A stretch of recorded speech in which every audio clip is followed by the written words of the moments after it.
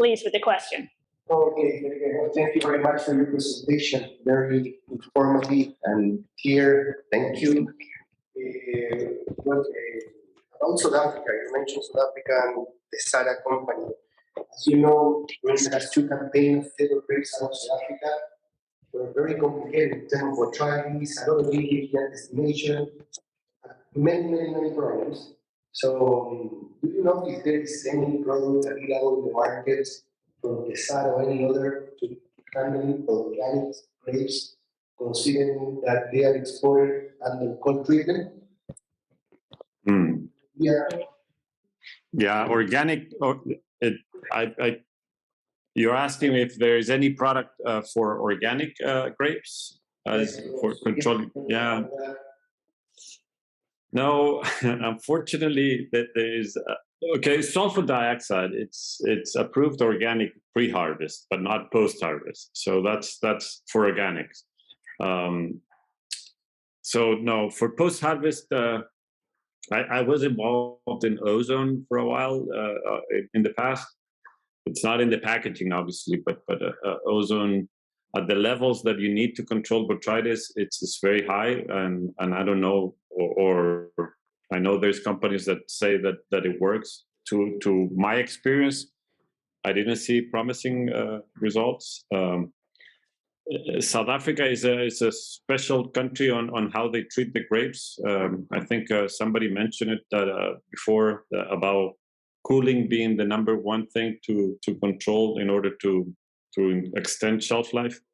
And South Africa on grapes, unfortunately, they're not the best at cooling. It takes to the markets that I've been exposed the longest. I mean, they can cool their grapes in 24 hours, 36 hours, where in Peru or Chile, we do 8 hours, in the US as well, 8-10 hours. So, yeah, sorry for the organic part. I think... I could add just a little to that. Yes. Yes.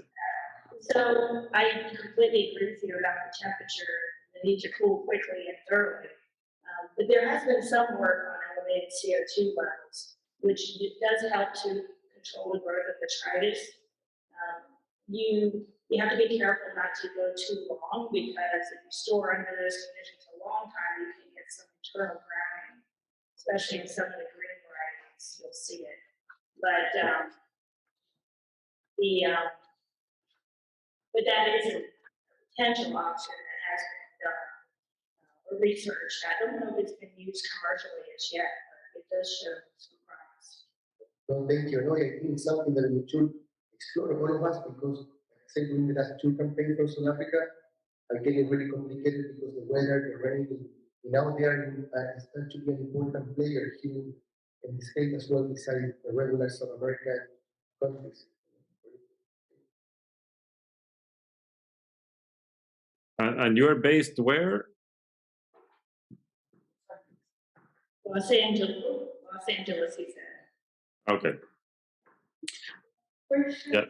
regarding the SO2 bags. You said that they are recyclable. How do, if the company that recycles them is Netherlands? I think that's what you said. How can someone in California using SO2 bag get them to the Netherlands? When you after use them, how do you recycle them, taking them to the Netherlands? I believe that's me. I think that all these companies producing packing materials to be used by consumers, because they know exactly how they made the material, should be the same companies that should also have a plant that recycles or treats those materials. It should not be on the burden of the consumers or someone else, because sometimes you don't know how you produce them. So I think it's really the responsibility of the producer of packing materials at the same time to have somehow to treat the waste. The reason I'm saying that is that we have all these recycling companies, like in the US or in developed countries, They say they recycle, but exactly what they do most of the time, they load some of those recyclables and some stuff that can be recycled, plastics, on shipping containers, put them on the sea, and they go around the world looking somewhere they can dump them. There has been a lot of exception of shipping containers in third world countries, especially the countries that are on the coast of oceans and so on. And that's where all that waste goes. And it's the third world countries that are suffering from the waste from developed countries. I think the developed countries should take responsibilities, do their job, instead of talking about the world being polluted, because all the pollution comes from developed countries. So it will help everyone if you guys who produce the stuff also take care of treating the waste instead of making it someone else's problem. That's what I'm thinking. The other thing is regarding the recycle. When someone goes and buys a bottle of water, sometimes it's 5 cents that you pay on it, or I think it's 5 or 10. But when you actually take that same container to get back the money you gave for the CRP, you don't get the same amount. And that's what is discouraging people from recycling. So I think there is a loophole somewhere that needs to be fixed before things can work. Those were some of my questions. Thank you. And I couldn't agree with you more. And obviously, this company from South Africa, we pack the grapes in South Africa, and they end up being shipped to Netherlands or the UK or Europe. The SO2 pads do not get to the consumer, so they get disposed at the retail level or importers. It cannot go to the retailers. So, I mean, it cannot go to the consumer. So they get de-padding, or they call it. And what we did at Tessera, we signed an agreement with this company to do the recycling. Obviously, it's very difficult for a manufacturer in South Africa to have a recycling plant everywhere where the growers are shipping their fruit. But what we're trying to do is to find alliance and agreements with companies that it will do the recycling for us. And we're in that way, we're thinking that we are taking responsibility of that. By making those alliances, but yes, I think in packaging, it is important that the manufacturers do take responsibility, and that's what I said, that maybe technology is there to help us to do that. But today, it is left at the consumers to be responsible or no, But I agree with you. Manufacturers should be responsible, and that's what I said in the presentation. Somebody has to take responsibility. It can't be all left to the consumers. But thank you for the point. Yes. I'd like to maybe add a question onto that the board could respond to. Several people talked about the need to educate the consumer, and I think whether it's the retail customers getting products or the consumers, there is a need for education. I think people don't always know how to do the right thing, what is the right thing, and they don't understand all the trade-offs. And sort of tied up with that is, do we even understand the trade-offs? Like, have we done the life cycle analysis to tell us what is the best package? When you look at everything as a whole, the product quality, the potential losses, the recyclability or compostability, and how exactly it would need to be done to really work properly. And Nitin, you mentioned, no, I think it was Professor Gann, you mentioned that some of the things that are biodegradable are still left in the environment and may not actually be good for the environment. So how much have we started down that road? How much do we understand about the whole system? who would like to tackle that first? I think several people could maybe comment on that. So maybe I can just say, I guess the sustainability is pretty broad and definition, because recycling is one that probably improves the sustainability. Use of the biodegradable materials probably improves the sustainability. And what is the real sustainability?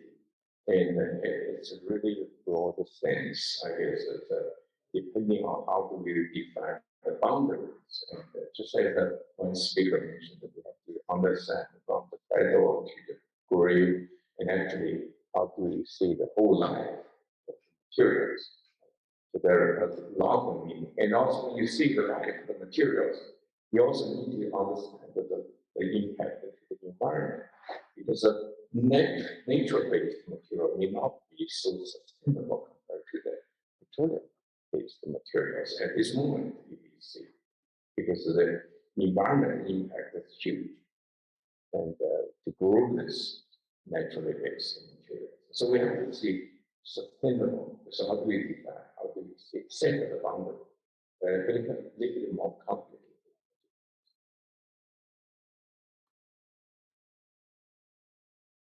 Just to add to that, I think it is emerging at this point because right now we have plastics, polymer-based materials which are dominating, and they occupy a large section of the commercial market. The other materials are still in the very early stages of it.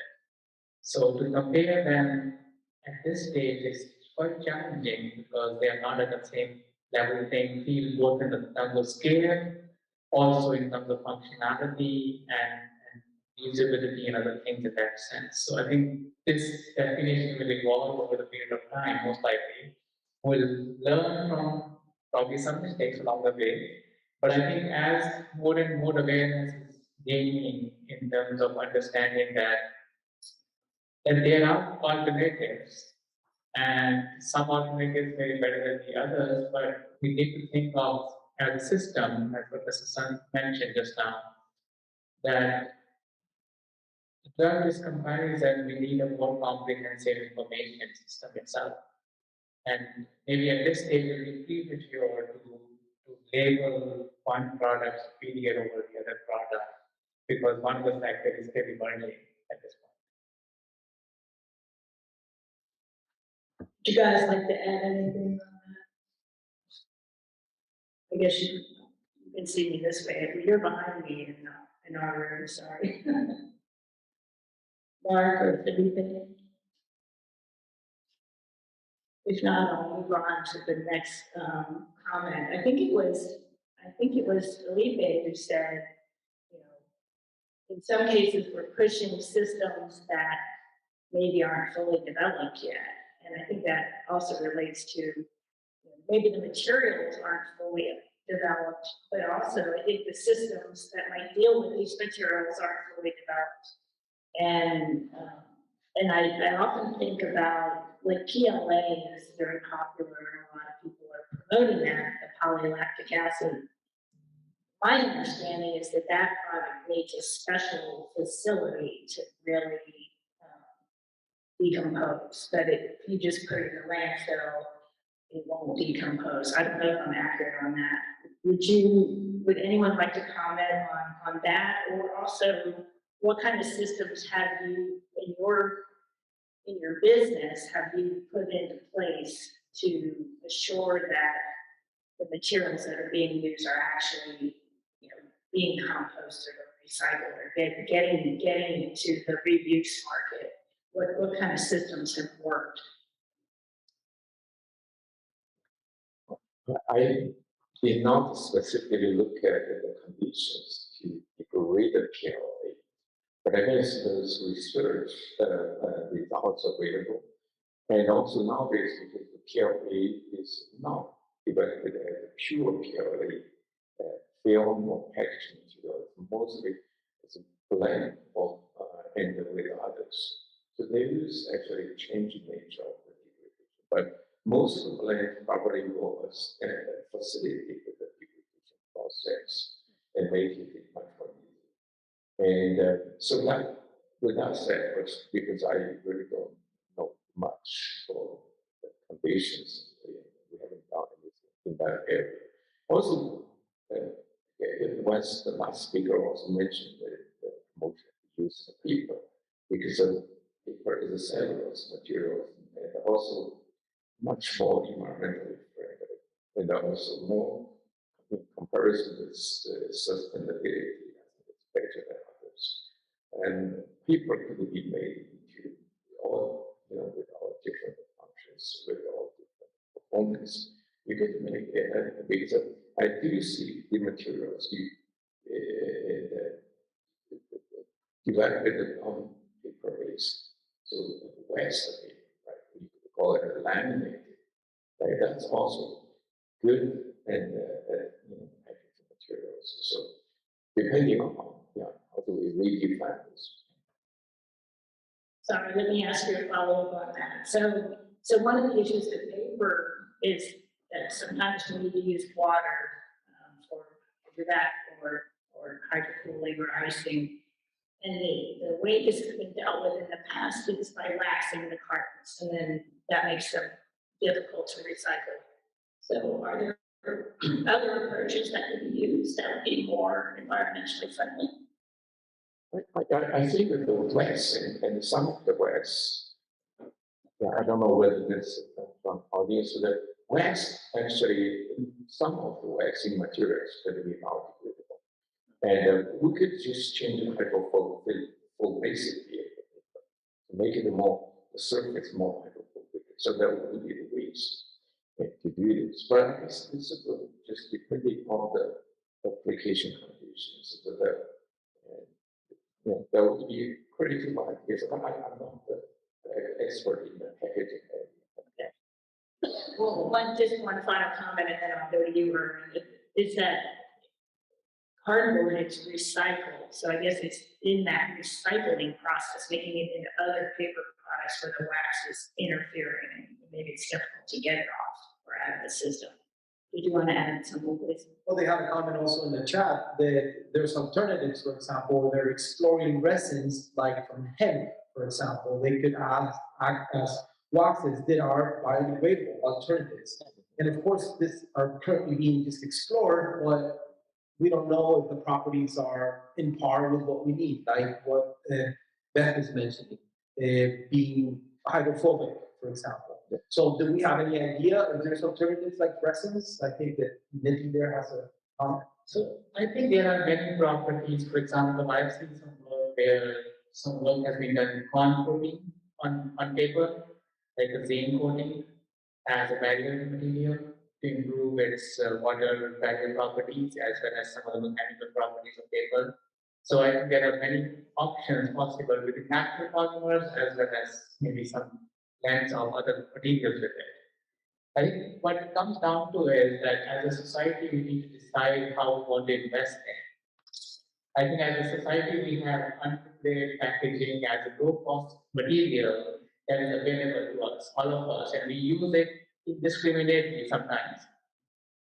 I think as a society, if we invest in packaging, both R&D as well as industrial development, we can come up with very creative solutions because there are definitely many options available. And I think, for example, I go back to the peat story because I think that story reflects upon the field of magical materials that was studied for a long time.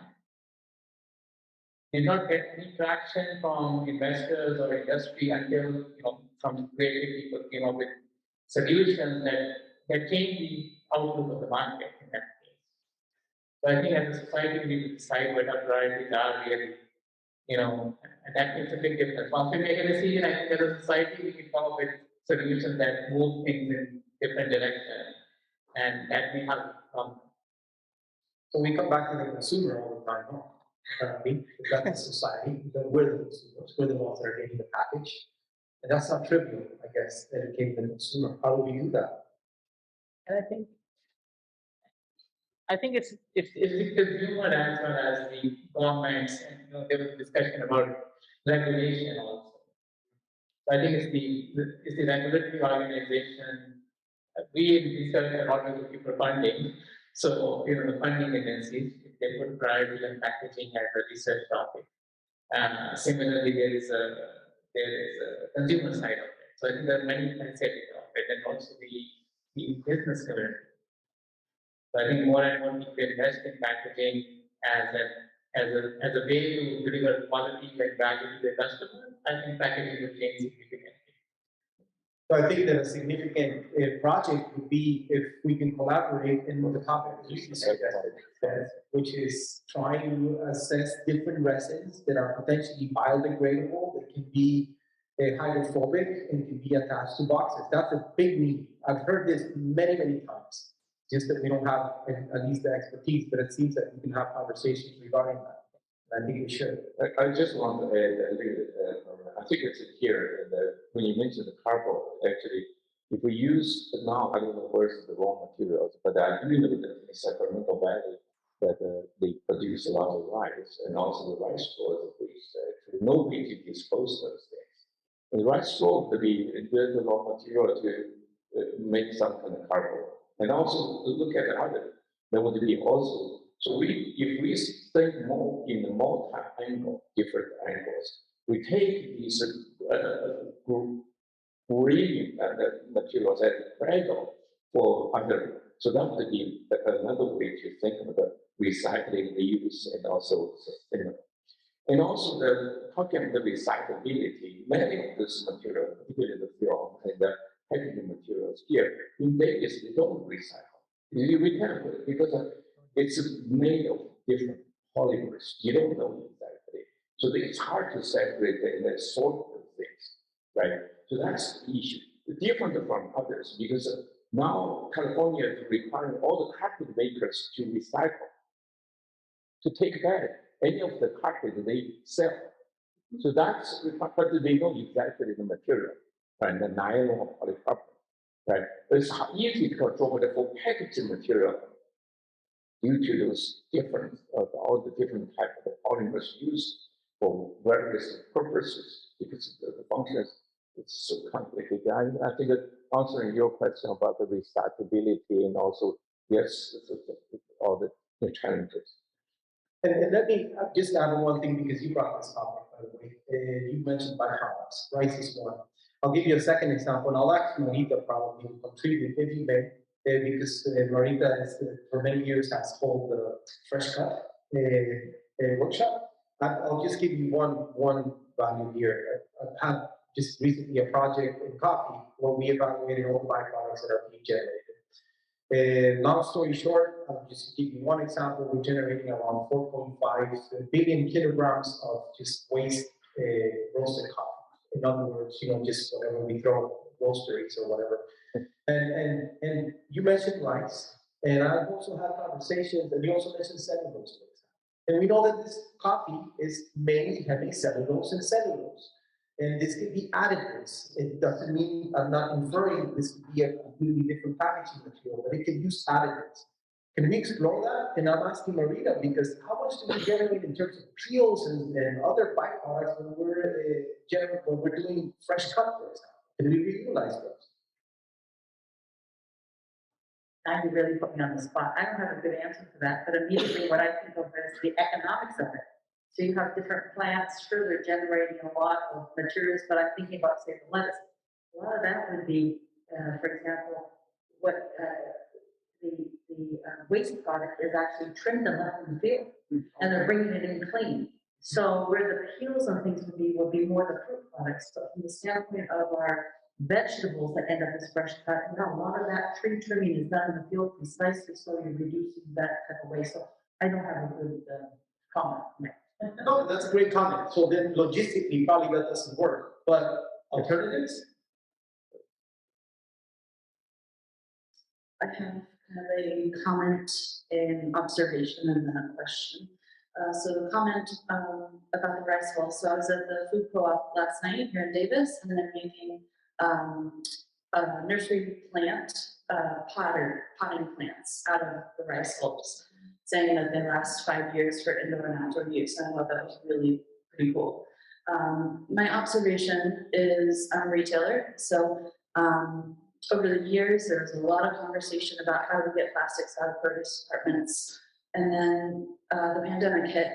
And so since then, everything has changed. And so I guess my observation is now, even when I was at the food co-op last night, I'm a retailer, so I go to many grocery stores to observe. And people use the plastic bags for anything that is not wrapped to grab the product, because they feel like it's whatever, more salmon, whatever the reason. So I guess my point is, my question is, how has the pandemic affected all of this conversation in your guys' world? I'm seeing more takeout containers, more just single-use plastics in general. And then how do we get back to the conversation of going to less packaging? I have heard from people who follow the trends in the produce industry that sustainability, movement, sustainable movement sort of slowed down considerably during the pandemic. But I think people are starting to see it slowly coming back. Of course, we're not quite out of the pandemic yet, so it's probably going to be a slow move back. But I think we will get back to those trends. But it is interesting. I mean, I'm always thinking about the trade-offs of different things that I often shop. I mean, Davis will see people putting their produce directly into the shopping cart in the top basket where children sit with their diapers on, and I'm just like, I would never do that with my fresh produce, but they put it just right on the, so there's trade-offs with everything, but I do think those trends are going to come back, and they're not really going away, I don't think. But with Mark or Felipe, you guys are both in the industry. What are you seeing? Did you see a big decrease in the push towards taking away plastics during the pandemic? So I'll answer that. One was, here's a statistic during COVID. I was talking to Wonderful, and I was having a tour through their citrus packing facility, and their bagged citrus went from 40% to 60% during their entire COVID period. And I think that that's pretty amazing. And I would say that the reality is the packaging that we're looking at right now is for bricks and mortar is going to start changing dramatically, where our last mile economy is really the delivery that we're looking for. I'm more interested in how I deliver beautiful strawberries into a consumer's home as quickly as I possibly can and as efficiently as I can. And as we see that change start to be more direct, I think the packaging concerns and needs and design and technologies will all be focused on how do I get those strawberries into the consumer's home? I no longer need to worry about how clear that rPET is for that clamshell. I'm more concerned with how well those strawberries look when they first open the box inside their own home. So I think that shift in how people receive their produce, COVID, any future pandemics or whatever it is down the road, we're going to see that last mile economy is going to change those packaging requirements dramatically. Yeah, a lot of people are getting their groceries delivered, so they're not even the one in the store picking it out. So that does change that dynamic as well. Get a lot of comments about that too, about how they don't want their personal shopper directly touching the produce. And so they use the bag as a barrier to grab the produce. Interesting. I actually wanted to follow up with Mark a bit on the liners that Velcro is developing for the picking bags. I thought it was an interesting concept. And I think you had told me the other day that those were fabric and they could actually be washed. So I wanted to hear about that. And also, I'm interested in that digital tag that's on there. And I wonder whether there are some other places in the produce sector where something similar could be incorporated.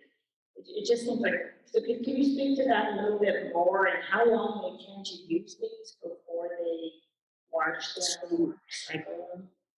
So when we started exploring the bag, we had no assumptions on the timeline for what the bag would be used. what we found is what fit best with the workflow and seemed to be the best recapture of the plastic was to create a closed loop system. And it's a daily changeable bag. So the bag goes in, and then they change it out. The bag's recycled within a closed-in system, and then we claim the plastic back is the way that goes. It's a direct relationship between large-scale agriculture and Velcro. So that's that idea. With the idea of the digital trigger or things like that being deployed.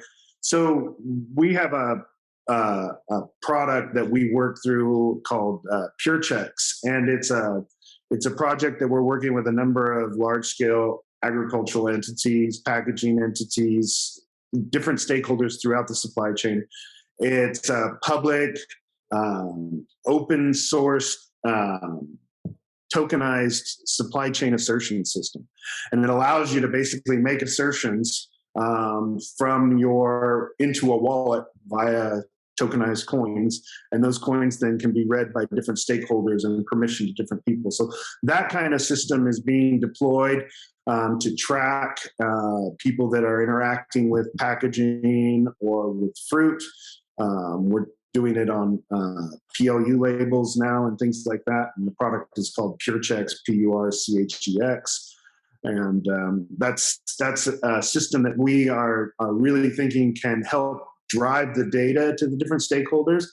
You know, we were talking about which plastics to use, I think a lot of data is missing in the equation, and we need to learn from everybody, all the different stakeholders. What's the packaging ultimately for? Who's paying the price? Where is the value found? All that comes from finding data along that cooperative chain, and I think that kind of a system will help to bring to light what we need to focus on as well. Interesting, thank you. One question I have is for the packing material. How do consumers know that the material that is used, for example, for frozen dinners, when you have to put it in the microwave for heating, how do consumers know it's safe to eat it? And how consumers know the temperature limits for that packing material? Because what we are told is, don't eat plastics. I believe that when you go around the world in this country where everyone is almost educated, they will not tell the difference between the different plastics. So how do consumers really know what to do, or how do they even know what film covers the food they are going to do? I guess this is based on the polymer structures. In general, the polypropylene is the major container, just as the lady said. Now, and you order food, and you take over, take your leftover negatives are made of polypropylene. Polypropylene, you can make these food containers. You probably can look at the bottom. There is a recycling sign. It shows P, that is number, or maybe 5, number 5 or P. It tells you that it is the polymer of this container. Oh, yes. And so for these, the PP polypropylene is microwavable. So that's the rest probably questionable. And I guess the polyester and others, many thermoplastics with a high melting point are used and so out of the microwave. Polyethylene actually has a melting point of around 100. So if you microwave it, you're going to be formed. So normally polyethylene is not made into containers with any kind of potential application. You can use it for film. It doesn't matter if it deforms or shrinks, and that's the film. The polypropylene is the most plastic. Sorry, I don't know why this. Yeah, I don't think your mic is kind of getting out, I'm not sure why. Erwin, how are we doing on time? I know we're getting close, so did you want to add something? I just want to. So just to let, again, this is a question of consumer education. So when the food industry decides that this container is biodegradable, they have done all the migration tests from that material to understand that what can transmit it to food if you eat it. So they have to get an approval from the FDA.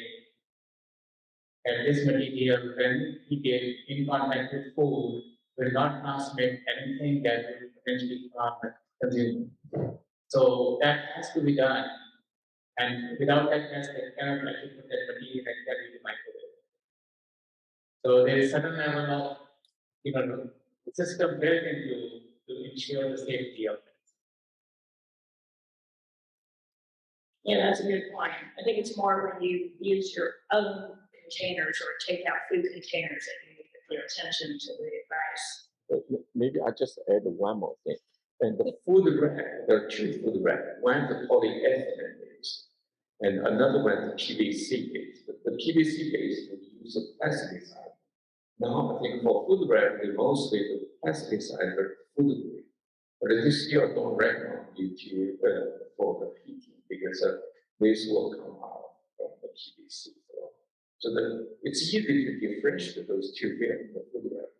And the PVC film is self-cleaning, self-adhesive. It does clean to the container. PE film doesn't. So that's the key. Sorry. Okay, well, we're out of time, but I wanted to just say a quick thank you to all our presenters in this session. I think I don't know, I think maybe I'm more confused than I was in the beginning. Because there's just so many materials and so many options, and none of them are perfect. And the more we blend things and combine things, the harder it is to recycle and reuse. I think the take home is that it's communication and information, and maybe we need to communicate more with the policymakers as well as the consumer so they understand the ramifications of some of the legislation that they're passing. So anyway, thank you to everyone from, our material scientists, functional packaging. I loved hearing about the Belter story, and I can't wait, Mark, to see what they're going to do for the packaging consumer side. It sounds like there's some exciting things coming. And Felipe, keep up the good work. It sounds like you're really doing some innovative things there. So thank you very much all for listening. I'm going to turn it back to Erwin to wrap up the workshop. Before you join me all in thanking our panelists today.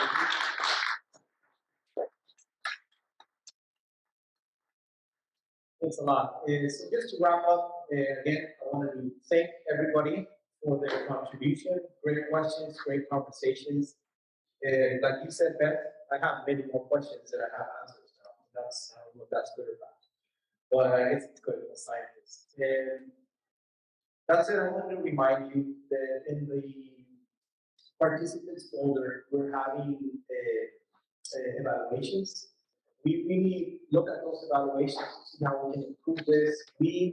This is the first offering using this context that we use today, and we're interested in learning from you what we can improve. We're also hoping to draft an evaluation for the panelists so that we get comments from panelists. Hopefully, we will forward that later to all of you. And this is probably going to be an easy question of what can we do different or so on. And we're trying to get that information too. And other than that, hopefully, if this interest continues, we'll be able to offer this workshop, and then probably not the same topics on a yearly basis, but every couple of years. And I'm glad for those that came first, because we've learned so much, and it's also catalyst for new topics. I think that there's many topics that are coming down the pipeline. And I'm also interested in hearing from Felipe there. He's mentioning how technology can help in the packaging industry. That was my next question. I think we should have conversations regarding that, because I would like you to expand on that. But other than that, if you have, another thing is we are going to send you, with the emphasis of reducing waste, we are not giving you diplomas, printed diplomas, but we will send you your diploma via email soon.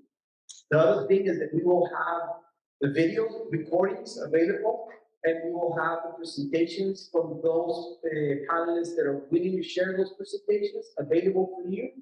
The videos, we will make them available for download, but we will make them available for you for a certain time after this workshop. That's how we're handling this right now. And we also have the networking roster in course materials. Did you mention that? I did not. Thank you for reminding me. We have the networking roster, basically just includes the information of every panelist.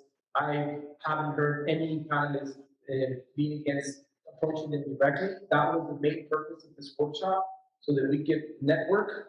You don't need to come to us. You can go directly. And it also has all the participants, so you could get a hold of other people that you might have met here. What's that? Sorry? Evaluation. I mentioned it already. The evaluations. So if you're done with the announcements, I want to just take a minute to thank Urban. It was a big job putting this conference together. He brought a lot of talented speakers in, and that took a lot of effort to get people on board. And with the ongoing pandemic, we had some challenges getting people, but just an amazing job. I think it's been a really inspiring and informative workshop. So thank you.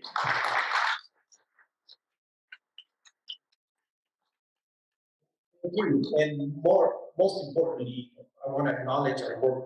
I didn't do this alone. We have Pam out there, and we have Angela, Beth. We meet on a weekly basis, sometimes for a couple hours, sometimes for even more. And I couldn't have done this alone. So it's been great. It's been great for all your interest too, and I've learned a lot. And even with the challenges that we had, look at this last session, we got it perfect. No technological challenges. So Okay. so you came at the perfect moment. No audio or anything. So that was great. So we learned too, and we're happy to offer that. So thanks again, and safe travel back home.